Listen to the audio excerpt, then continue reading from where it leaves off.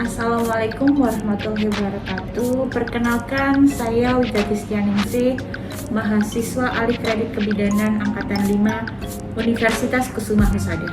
Kali ini saya akan memberikan edukasi tentang personal hygiene saat menstruasi pada remaja. Assalamualaikum. Waalaikumsalam. Mari silakan masuk. Silakan duduk adik. Ya.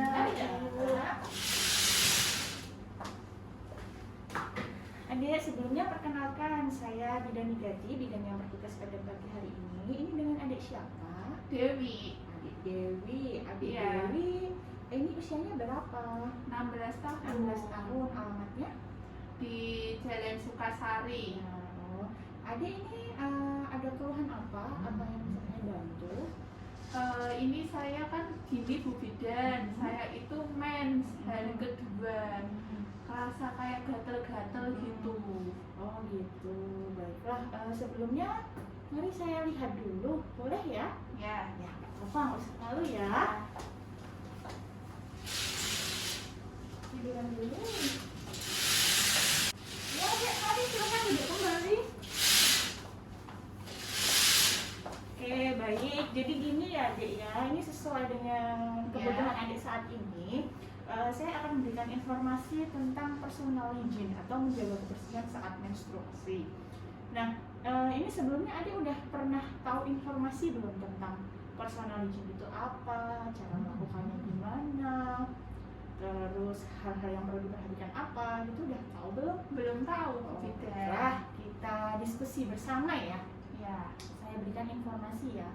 Nah, untuk personal hygiene itu sendiri adalah perilaku yang berkaitan dengan menjaga kesehatan atau kebersihan pada area kemaluan saat menstruasi.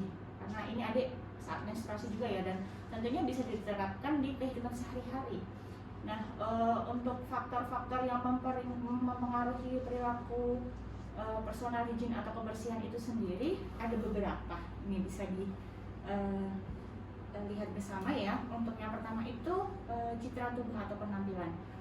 Tentunya kalau penampilan seseorang itu akan mencerminkan kebersihan diri orang itu sendiri ya. Terus yang kedua itu untuk prakteknya. Nah, ada beberapa anak-anak yang masih dimanja dalam menjaga kebersihan diri, itu kemungkinan juga akan berpengaruh pada perilaku personal hygiene itu sendiri. Selanjutnya untuk tingkat ekonomi, nah nggak dibungkiri juga ya kalau untuk kita beli sabun, pasta gigi, terus sampo, sikat gigi itu juga perlu uang untuk membelinya. Kemudian yang paling penting adalah pengetahuan tentang menstruasi.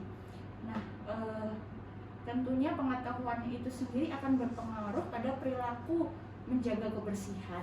Jadi dengan pengetahuan yang baik tentunya nanti akan menghasilkan perilaku atau tindakan yang baik pula dalam menjaga kebersihan. Selanjutnya budaya. Nah, budaya seseorang itu juga akan mempengaruhi prakteknya dalam melaksanakan personal hygiene.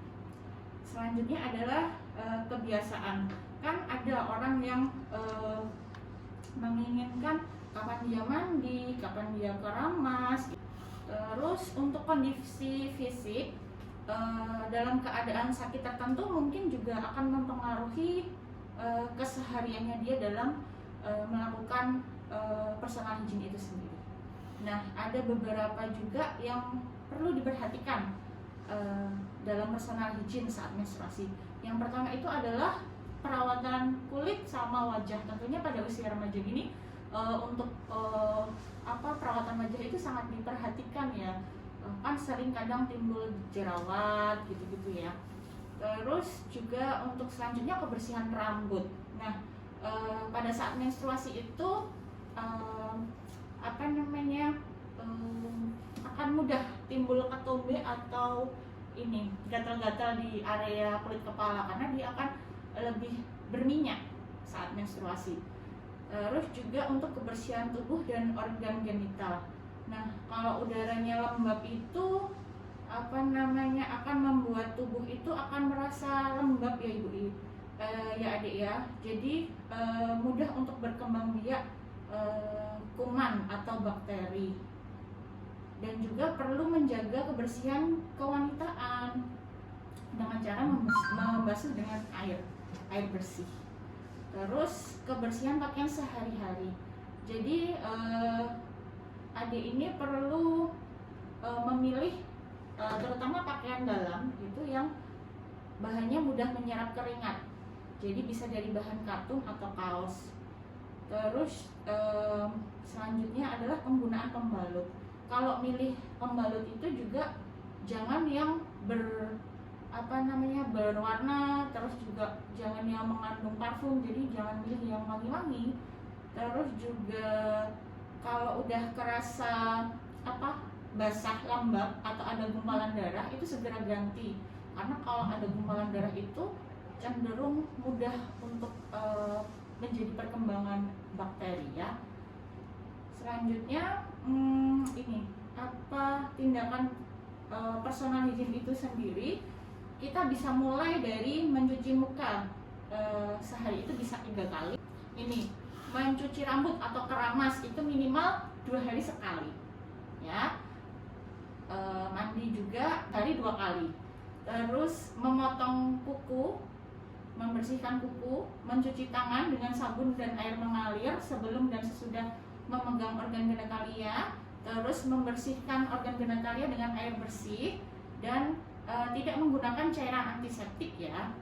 Terus juga tidak menggunakan bedak atau parfum bagi bagian organ genitalia.